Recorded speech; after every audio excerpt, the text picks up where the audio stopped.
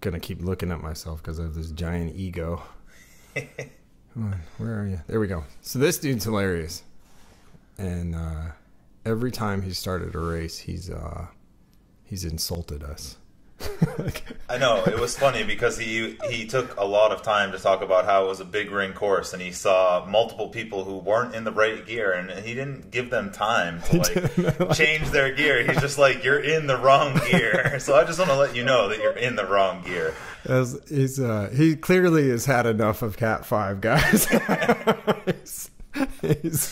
Or he just can't understand how you can't ride around this in the big ring because he likes to push a big gear, you know? Yeah. I mean, I think these guys are all volunteers. That's my guess, so I shouldn't give him too much shit. But last time I was in line like this, he gave me a bunch of shit too. This time it was you and I were in long sleeves. Oh right, he said that we were gonna bake. He had a jacket in the car for us. Yeah.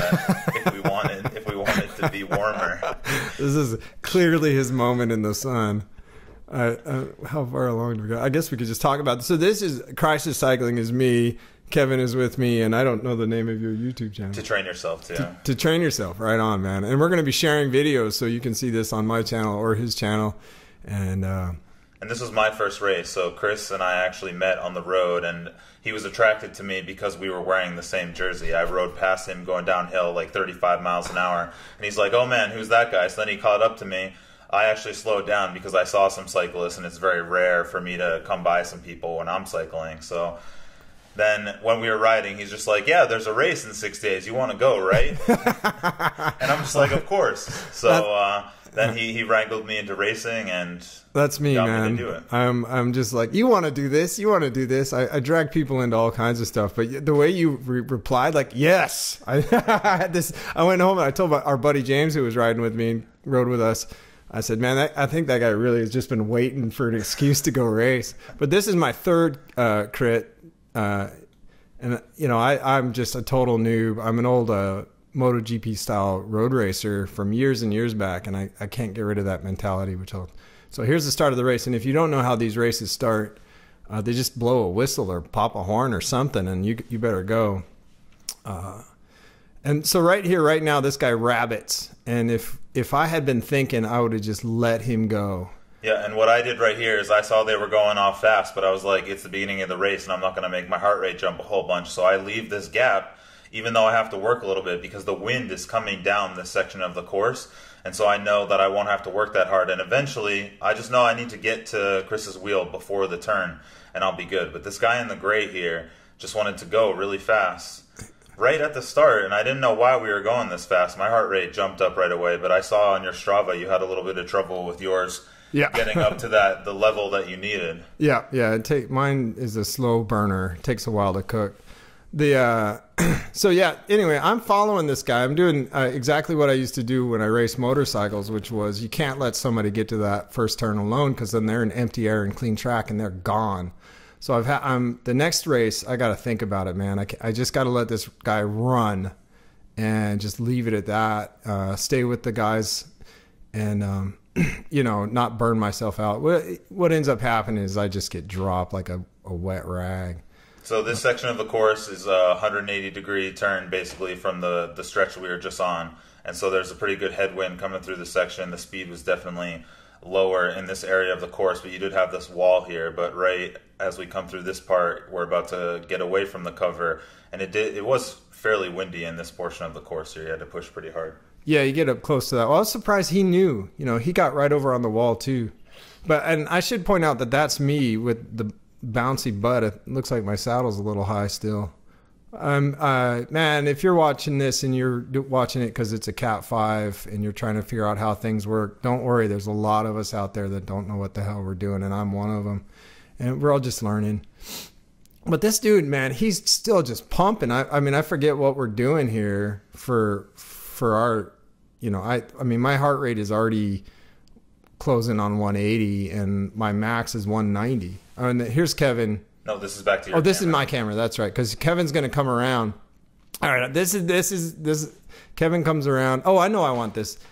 So I'm following this guy, and I wanted to point out, I'm not sure why that's there. We'll get rid of that.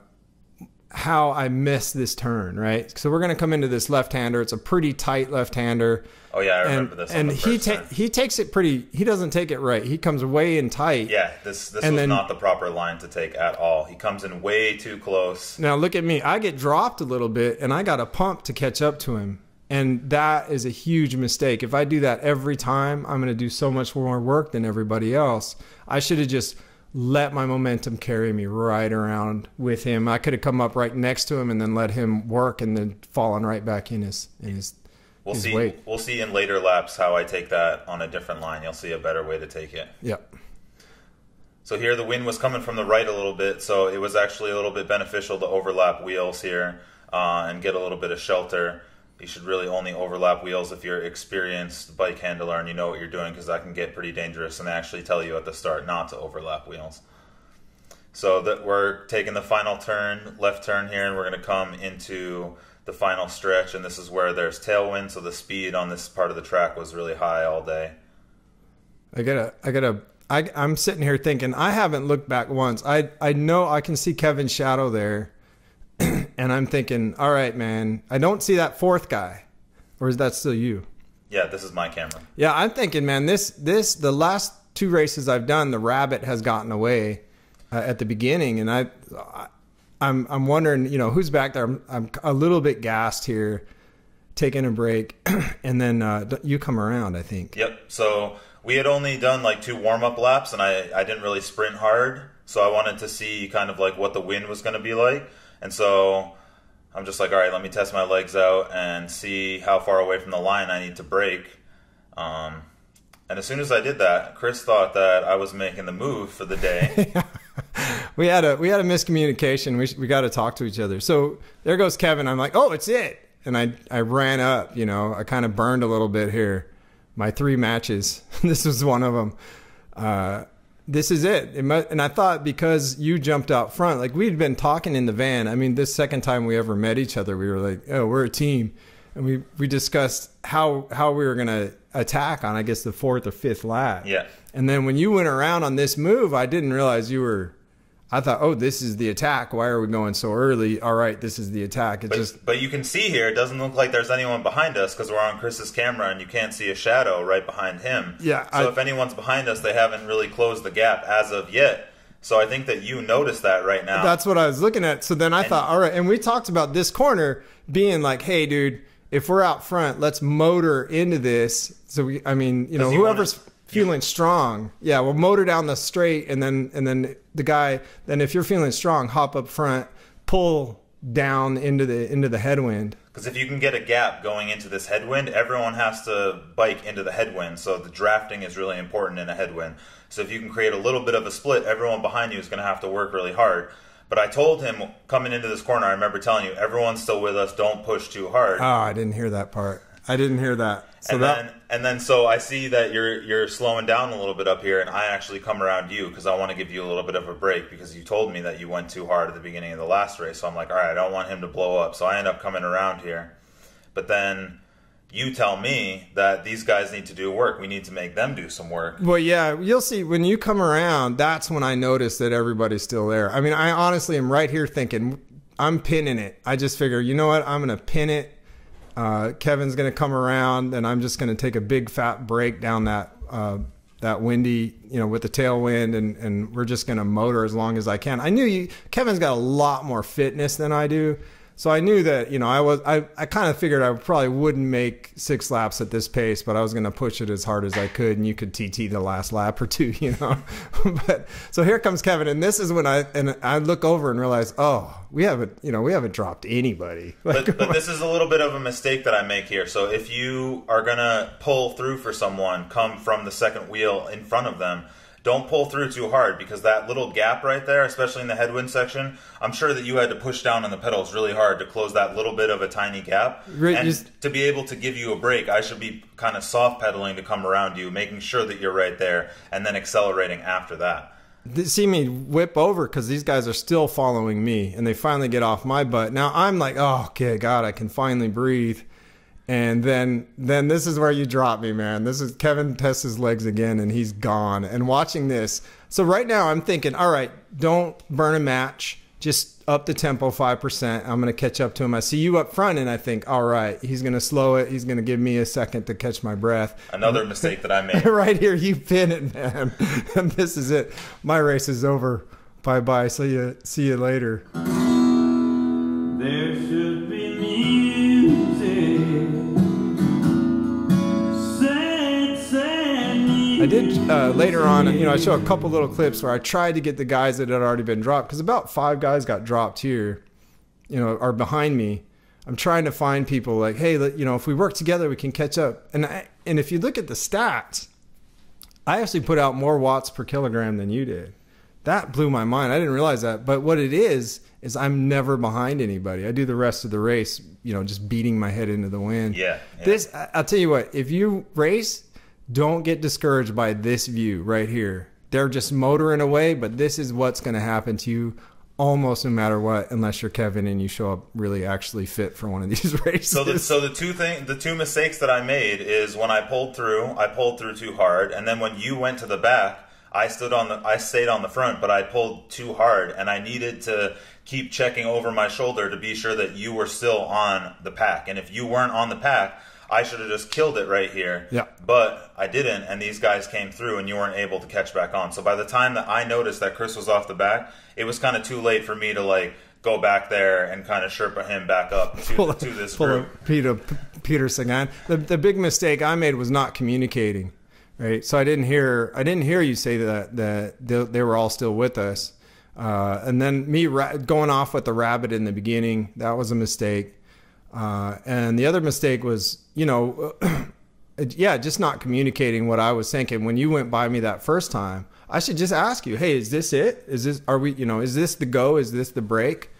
And I didn't. I just assumed, so that didn't work. So this is back to me. Now I find this guy, he's just got dropped. And I'm telling him, hey, let's work together. We can catch him. I can still see you. You're not that far ahead. 2 guys should be able to catch that group, especially once you realize I'm not there. Right. I know you're going to, at least think about trying to slow us down if you see us closing, slow them down. And so I get out in front, and I'm thinking, I need to learn this, and you probably know more than I do, right? So I'm waving him. I'm thinking we're going to do 20 seconds each. So we get, 50% rest, 50% work, and just keep the tempo up 5% more, like you said, than you guys, and we would catch up. And then he jumps in front, and he never gets out of the way. I finally end up passing him, thinking, well, maybe he thinks I'm supposed to pass him so he can draft me. Right. I pass him going into the corner, and I thought, man, again, it's another, look at this guy's ass. Look at this. He's built like a quarter horse. Look at his thighs. He's just, this guy has got a motor, look at him. But I come around him into this corner thinking, all right, just follow me through the corner. I'll push into the headwind. I think I've got a little more gas than you do. And obviously, he's breaking into the corner. I didn't see that, but he obviously is, he's taking it way, he's not carrying speed through this long sweeper. Yeah. I get to about here, look back. He's buried. He's already gone. So I end up waiting for him and the group behind him and try to rally them, like, hey, let's get together, But I think these guys we all got just burnt by that opening pace. So this is back to you. Yep. So when I was in the group before, I said initially, everyone do a minute at the front and we'll just take turns. And this guy in the gray didn't listen to that. He just stayed on the front for as long as he could, and then he got off, and these other 2 guys didn't really want to work that much. So I guess that's one of the big things that we learned from this race, is that communication is key in these races, and people aren't necessarily going to want to work together with you for some reason or another. But I would still try anyway. I tried several times to communicate to the other riders to work together, and I'm going to continue to do that in future races, because if you're with a friendly person, they'll work together with you, and you can do better. So I was just trying to save some energy right here and not be on the front too much, especially in this headwind section, because I had already done a couple of pulls on the last lap, and I needed a little bit of a break to recover. I think too, the guy that's in front, I think he's the one that said, the guy that's in front and the guy in the yellow, super fit dude, I think he looks super fit. That's his son that got dropped too. I believe it's his son. Yeah. So, I think their motivations, I think in Cat 5, that's what I learned. Actually, that was one of the major lessons I learned on this race, was that some of these guys really are just out for, you know, an afternoon bicycle and maybe a little bit of racing, but they're not hard, you know, they're not thinking they're going to get into cat 1 or something. Right. Like, so that, you know, I got to take that into account too. These guys, like we all have different motivations. Yeah. I think this guy right in front of you in gray wanted to win, you know, the guy, the super fit dude, you know, I think he's got his kid out and he's being an awesome dad, and you got to want, like, if you're an awesome dad and you just dropped your 14-year-old, you're gonna be, you know, you're gonna want to try to slow it, let his kid close the gap kind of thing. Who knows what his motivations are, but it's not like where Kevin and I are thinking everybody's out for blood. You know? Yeah, exactly. so we show up and we're like, hey, do this, do that, and I think because I got kind of the same reaction from the chase group. The 4 guys behind this is kind of a meh, you know, like it's a nice afternoon bike ride. Yeah. And I'm thinking, man, if we work together, we're going to catch up and win. You know, I still got a sprint in my legs, and nope. So anyway, I'm just back trying to rally troops behind you guys, way behind. So this guy did take a pull here, though. Yeah, but the thing is that this guy was taking pulls during the tailwind section. So when the wind's coming from behind you, it's not that hard to push faster. Like, if your fitness isn't there, certainly it's difficult to hold 28 miles an hour. But if you have some level of fitness and there's a tailwind and you're drafting, holding 28 is not that difficult. So this guy was taking pulls. So this is just me. Sorry, man. It's all right. This is me. Yeah, so now I've dropped. I've waited for these guys. And that kid in blue, man, give that guy some credit. I mean, he's a I don't know, 14, 15, I'm guessing. You know, he's out racing. And in the last 2 races, he's beat me both times. Because he stayed with that lead group, so that kid's he's gonna be strong, man. But so here I am, like doing the same thing. I said, you know, hey, let's all work together. And I think is that Chris, that guy Chris on the front. I think he pulled for a whole lap, like a whole lap. And you know, we're not gonna. You can't, if you're gonna be drafting and working together, you can't push yourself until you're exhausted and then get off the front. Man, Right. You know, kind of work pretty hard for, I don't know what it is. How long should you work on the front if I'm behind and I'm trying to catch you guys and I've got 4 guys that want to work together, how long should we be on the front? I mean, it depends on how many people there are. You know, I think if there's more people, take shorter pulls. Yeah. Because if there's 4 people and you take 1 minute pulls, you get 1 minute on the front, 3 minutes of a break, and that's a perfect mix for me. Oh, that makes sense.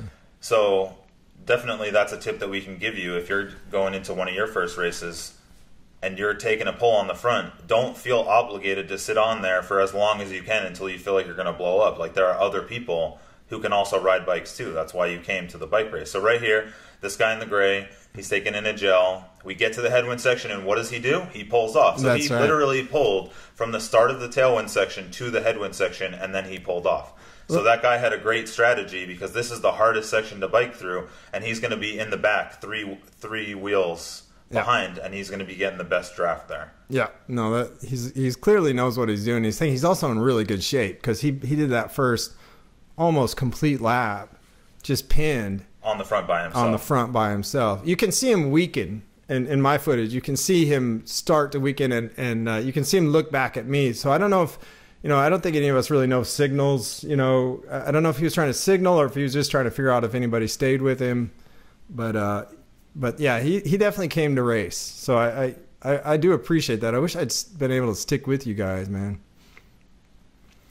Is this? This is you. Yep. So I'm on the front now in the headwind section, and the biggest thing here is if you work with heart rate or you work with power, just try to keep your heart rate so you're not going so hard that you feel like you won't be able to hold on when your pull is finished. Even though I'm on the front and there are 3 people behind me, and I don't necessarily want them to come around me and attack me and drop me, I also don't want to go so hard that I blow up. So I get to the end of this headwind section here, and I pull off to the right, and I'm like, someone else needs to pull. I just literally pulled us through the hardest section of the track. And so these guys come through. And now I'm going to get a little bit of a break here. And I'm not sure if we take the turns a little bit better on this, but if you're on a track like this, I would say coming into a turn, you probably want to stay right in the center of the road and then try to hit the apex of the curve the curve as close to the edge of the road as possible. And I think we're still taking this turn a little bit too tight. You see, I go more to the outside here, and I still carry plenty of speed through, and I'm not that far off this guy's wheel. So I'd say if you have a little bit more fitness, try to take the turns a little bit wider and try and figure out what the fastest line is. But if you have a little bit less fitness, then just try to hold on to that person's wheel and just stay behind them at all costs, because that'll probably save you the most energy. But you can see right here, like, I don't really feel like taking the turn that tight. I'd rather just coast through nice and easy, and no one's in danger of riding away. But, yeah, you guys are just cruising, man. See, that's the difference right now is you guys are working together. You know, everybody's nice and tight, and I'm in the back, all four. None of us are really working together. Is this me? Yeah. See, this is me, and I wanted to show that, like, the kid doesn't really get right on that guy's wheel, right? You know, and nobody gets up front and does that extra 5% we need. And we can see you guys. You guys are still just around the corner. Yeah. You know, so I thought, well, the kid pulled off. I thought for 2 seconds, I thought, oh, he's going to hammer it. But he is dropping. He's dropping, yeah. But again, nothing but credit for that guy, man. Riding with us. Yeah, so if the people in this group were able to just draft a little bit better, I think that you guys would have had more success. And especially if it was, you know, if we were working as we get better at working together. But I mean, honestly, like, you've got fitness to move up anytime you want, you know. But if you're working in a team situation, well, I'd probably actually be at this point in the race trying to slow us down, because we'd already had one in the break and you can sprint, so I'm not going to worry about it. Yeah. But anyway, yeah. But you guys are just cruising. I mean, it doesn't even look difficult. No, in this tailwind section, it was so easy. And so this guy starts to break a little bit, but again, there's no point in coming from third position, and coming off of the front when that guy in the green is doing plenty of work and our speed is plenty high. Like, this guy is wasting his energy right now, whereas we could be using that energy more effectively by just slotting into a pace line and taking our turns. So the disorganization is really what caused so much energy usage, both on your part and mine. I didn't really enjoy chasing this guy's wheel, but I kind of had to fill in that slot because it's a lower level race. Like, yeah. If this was a Cat 4, Cat 3 race, then someone's not going to do that because it's just a waste of energy. So you're not going to waste that energy. So that's another thing we can share is it's going to be a lot more unpredictable, the strategies, the tactics, people's motivation level. Yeah. And you're just out there to race and have fun and try to go as fast as you possibly can. And, you know, it's supposed to be a little bit unorganized. Yeah, I think, and in fact, that's why we talked about just even doing this, because, I mean, as far as bicycling experience goes, I've been on a bike almost my entire life and I race motorcycles. Oh, I wanted to show this because, look, they pull out. That's the 2-3. They pulled them out as we were coming down the front straight. So I actually had to. I was so afraid that those guys were going to fill in that line. I just booked it around them and even went a little bit off track. And then later on, I tried to slot in with these guys. I thought that was 4-5.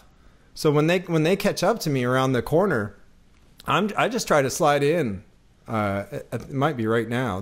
No, this is back to me. This is you, yeah. So here I am again in the headwind section on the front.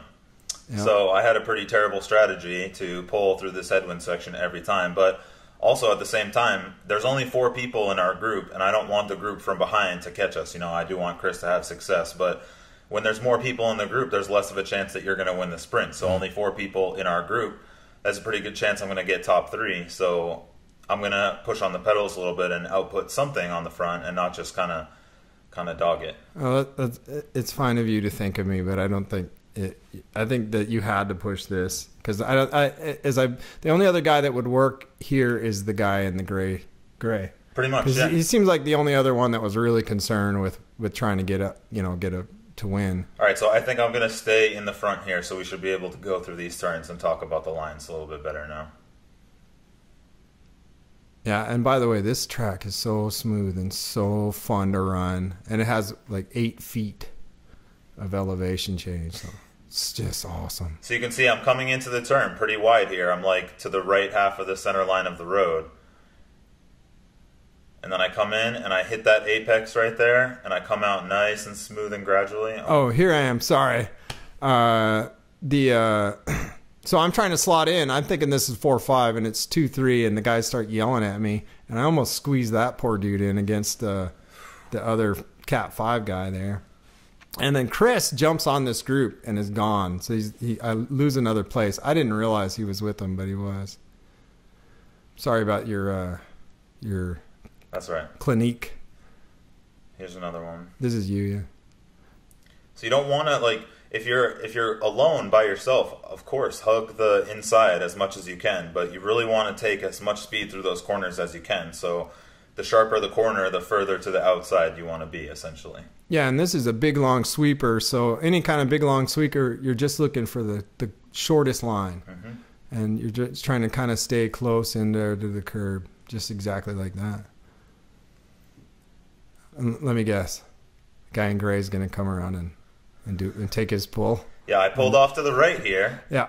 And I'm like, I just pulled for half the lap again, so someone else take a pull, and no one comes through, so I just keep the pace pretty high. And again, I'm experimenting. I'm trying to see what area of the track is going to be good and fast on the last lap. So I'm hugging the barrier over here to see if that tailwind will kind of like bounce off of the wall and come back out and give me another little bit of an extra boost. Sure. And yeah, you can see my cadence is still up there, so I'm not slowing down at all. And then what I'll do as soon as this wall ends is I'm going to swing over to the other side of the track. I think that's this lap. No, so you're pretty confident in your fitness here, because I would be already trying to shake these guys off, you know. Yeah, I'm not worried with them staying with me because we still have quite a long time to go. Like, I don't want to be out there alone in my first race for that long of a period of time. I'd get pretty nervous. Yeah. So I crossed the finish line. As soon as I crossed the finish line, I'm like, all right, my experiment's over. I got the information that I need. And then the guy in the green pulls through again. And I'm like, all right, we're good. I'm sitting here. I'm still in the group. I'm comfortable. I'm not that tired. I can definitely still hold this. And if someone's going to break away, I still have a match to burn to be able to get up with them. But these guys weren't slotting into a line, so it was kind of hard to figure out who to follow. And when you're trying to save energy, you need to find whoever's wheel is the most consistent pedaler in front of you, because that wheel is going to be the easiest to sit on, and you won't have to surge and coast and surge and coast and surge and coast, which is going to be taxing on your energy. This guy on the blue bike, he do you think he was thinking because it's a tailwind he doesn't need to be, because he's the one that really, you can tell he thought about the race, right? He only takes the pull on the, or am I confused? There's just 4 of you, right? Mm-hmm. Yeah. Because he's definitely not going to pull up this headwind. And right here I say he's going to go. And again, I don't know why that guy's pulling through. Like, the guy in green should have swung off. But So this other guy's just like, we're not going fast enough, I guess. And then he takes over the pull. So right here, you just hit your brake. I go up to the guy in the gray, and I tap him on the hip, and I'm like, hey, you want to break away before the last turn? Because I knew that he was strong, and that if we could both go together, we could break away, and I had a good chance to top 2. He told me, have fun, and then you can see he just kind of like lets off the pedals. And then he's just kind of waiting, because since I went up to him and suggested, like, hey, do you want to break away? He's like, oh, this guy thinks he's strong, so he'll just slot right in there. But I'm not playing that game with him. So I'm just kind of sandbagging it, like, dude, I can close that gap when I want to, but you're in that place in line, so you're going to need to go back. And eventually he does. He gives up before me, and I get back in behind him, because I'm like, I know that if this guy doesn't want to break away now, he's going to be the strongest in the sprint, and I don't want to be in front of him, because I'm a big dude. I'm like 6'1", 6'2", and so this guy would be getting a perfect sit in front of me. But then this group comes around us, so we have to neutralize, unfortunately. On the last lap. That happened here. Oh, okay. Oh, it happens again soon. But okay. On the last lap, this group comes around. So it's the last lap when I want to try and make other people tired. Yeah. and make other people suffer. And we're going like 15, 20 miles an hour now, and they're getting a break. Yeah. So then this group comes through. We're like, all right, we're good. We all keep our same positions because at this point, I'm just recovering. I'm not going to go to the front and push really hard. Like, we're going slow, so there's no point in going up there. Yeah. And I want to save it for the last straightaway, so we just got to get through this section of turns. That's another thing that I learned is really Cat 5, man, you are the ugly stepchild. Like, you just have to get out of everybody's way. I mean, they started a race as we were coming down the front straight, Yeah. Like they insult you when you're on the front line there. And really quickly, the last time I raced, my second race, they had a coach that he was awesome. He came out and gave one great pointer after another to us. I should mention that. And he's why I ran out and bought gloves, actually, that coach. So right when that guy was taking a sip from his bottle a second ago, I considered attacking right when he was taking a sip, but it just didn't feel right, and it felt like it was going to be a waste of energy. I wanted to show this just to watch that guy rip past me because, yeah, that's what it feels like being in Cat 5, man. and I'm pretty close to the wall, too. I'm just, man, I got to work on my saddle position. Look how much I'm humping. But there you go. So now we're coming into the last turn, going down the straightaway, and we're getting caught again by another group. So this is going into the last straight. So someone asked a question about this before the race started. What do we do? And the guy said to neutralize it and take another lap. So that's what I'm thinking. I'm just like, all right, I don't know if we're going to neutralize or not because we're still kind of far away from the finish. I don't know what's up. So I don't sit behind those guys in the group. I'm just coasting. I'm like, basically, yeah, I'm like freewheeling right now. Just coasting, waiting for all these guys to pass, hoping that they hurry up so that way we can sprint this lap because I'm really nervous about the sprint. Oh, yeah. I didn't realize, wow, you're on the front straight already. Yeah. So this is where I like moved over to the other side of these barriers. So the guy in the green right here is like, all right, let's take it another lap. You can see him tell me right there. Yeah. And then we talk to this guy over here in the gray, and he's like, all right, we're going to take another lap. And we're like, yep. And then you can see this guy's shadow over here. That's the other guy, and he's like, let's go for it. And so I just snap and I go, and I'm pedaling as hard as I can. I look over to the left. The guy in the gray is like equal with me. So I just look at the floor and just push as hard as I can. And I get like a half bike length on him. Hands up.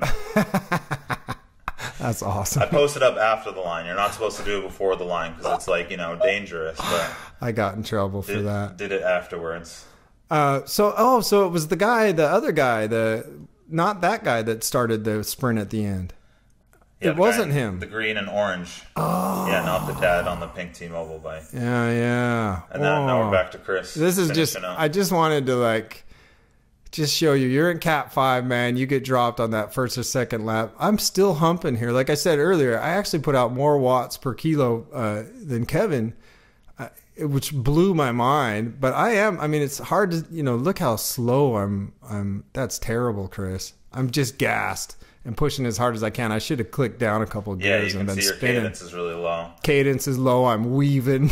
I just telling my body, like, just take the pain, man. Suffer.